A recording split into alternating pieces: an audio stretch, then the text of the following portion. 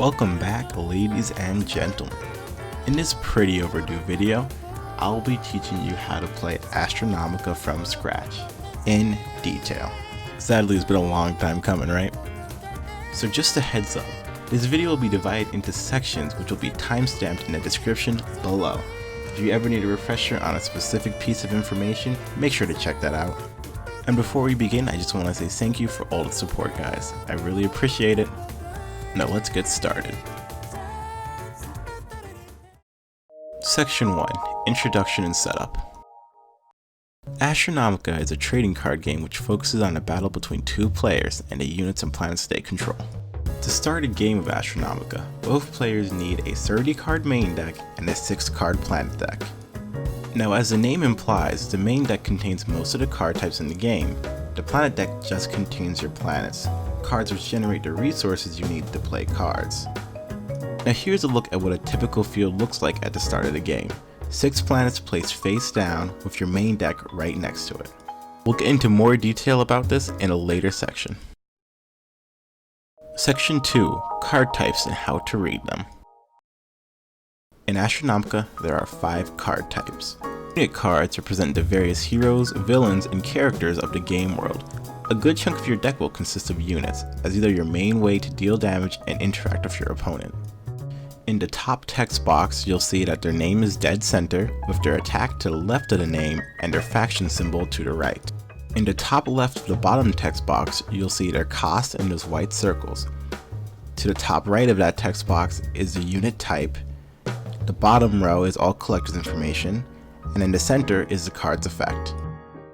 Munition cards are swords, guns, shields, and various other types of weaponry. These get equipped to your units. For munition cards, instead of a type, they have a circle which showcases the attack boost they give the equipped unit. Event cards are simple cards which simply resolve their effect and then leave the field after doing so. A subtype of event cards are ongoing events. These stay on the planets they're played on until destroyed or the effect says otherwise. Lastly, there are planet cards. These cards generate the resources shown in the green circles, as you can see here. Some planets have abilities, but most don't. These are the only cards placed in your planet deck and not in your main deck. Section 3. How to play a card. An introduction to the resource system. Resources in Astronomica work a little different here than in most games. The field is made up of 6 planets.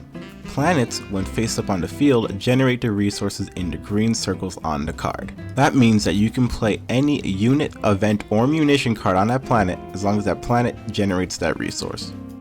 Cards which stay on those planets will continue to consume that resource, but cards like events will just use a resource while being played, and after they leave the field, those resources are free to use again. There are currently 6 resource types in Astronomica. Each faction has a unique resource, and then a resource they share with one other faction. And I just want to preface this that for now, these icons are from gameicons.net, which allows you to use open source icons. They might be changed for the final release. The Legion Corps uniquely use gold, and share iron with the Babylon Force and Auralite with the Caquitos Council. The Caquitos Council uniquely uses runestones and shares Auralite with the Legion Corps and Mithril with the Babylon Force. Lastly, the Babylon Force uniquely uses fire scales and shares Mithril with the Caquitos Council and iron with the Legion Corps. Section 4. How to start the game and the actions in a turn. At the start of a game, both players shuffle their 6 card planet decks and then lay the cards out on the field in a 2x3 grid. After turn order is decided, the player going first will flip a planet face up. Then the second player flips a planet face up. Afterwards, both players draw 5 cards and the game begins. Action order on a turn is pretty freeform. The only action which must happen at the beginning of the turn is that that player draws a card, unless it's the first turn of the whole game. During their turn, a player can call units, activate events, equip munition cards, move units, or explore other planets. A few important things to note: units cannot attack the turn they're called unless their effects say otherwise.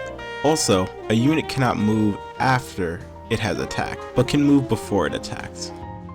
Exploring is an important action in this game. It's how a player can use more planets.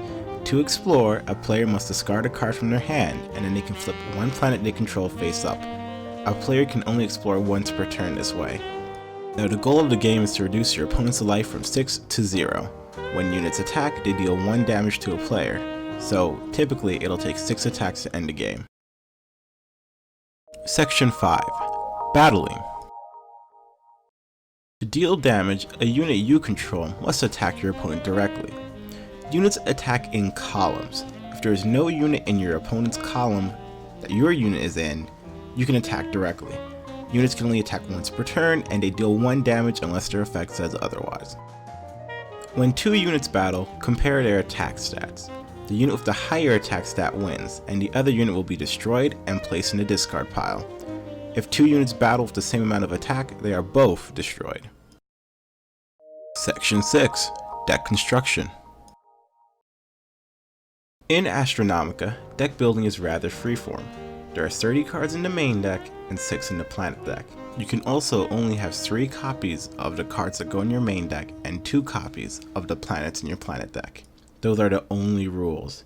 Here are some good ideas to follow when making your first deck. Stick to only using 3 of the resource types.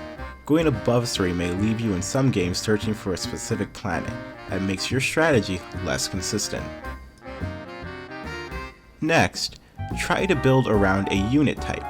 For the first set, a lot of cards synergize with mainly cards in their faction or type. If confused, this is the best way to start a deck. Lastly, starting from a pre-built deck product is the easiest way to get into the game. Elysium Expeditions comes out with 2 starter decks which have a good starting point for strategies to focus on.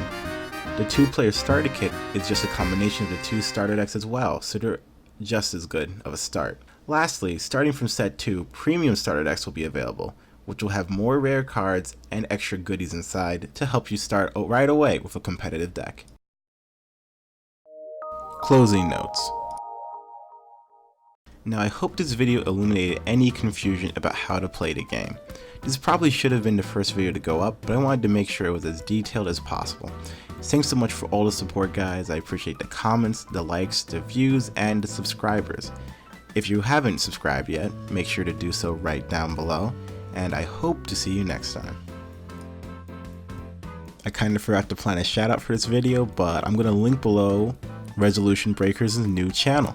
CardsAtHome is one of the original founders of the HTCG community, so it's great to see him back. Okay, now I'm going.